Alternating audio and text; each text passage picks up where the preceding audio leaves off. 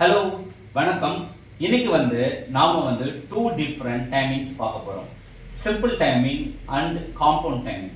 Simple டைமிங்ல என்னென்ன timing வரும்னா 3-4, 4-4, 2-4, 3-8. ஆல்ரெடி நான் உங்களுக்கு போன கிளாஸ்ல சொல்லியிருப்பேன். அடுத்தது காம்பவுண்ட் டைமிங். காம்பவுண்ட் டைமிங் 6-8, 12-8, 9-8, 7-8 இந்த மாதிரி இன்னும் நிறைய டைமிங் இருக்கு. சிம்பிள் டைமிங்னா நம்ம ஈஸியாக ப்ளே பண்ணுறதுக்கு சாங் கவுண்ட் பண்ணி ஈஸியாக பண்ணிடலாம். காம்பவுண்ட் டைமிங் குவைவர் பீட்லேயே இருக்கும்.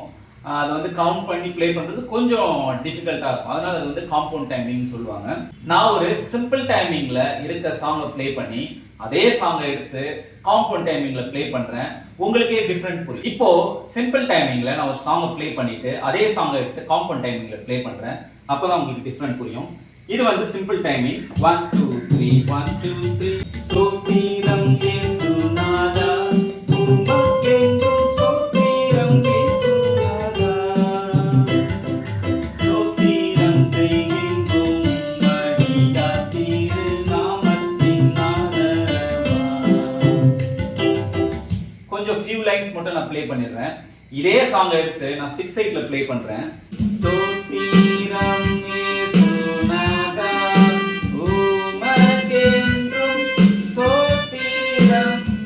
பாருங்க, ப்ளே பண்றதுக்கே சேரல. அதே மாதிரி தாங்க ஒரு சாங்கை நம்ம ஃபர்ஸ்ட் ப்ளே பண்ணும்போது அது என்ன டைமிங்ல இருக்குன்னு பார்க்கணும். அதுக்கப்புறம் தான் ஸ்கேல்ஸ், அப்புறமா ஃபேமிலி கார்ட்ஸ் இதெல்லாம் வச்சு ப்ளே பண்ணணும்.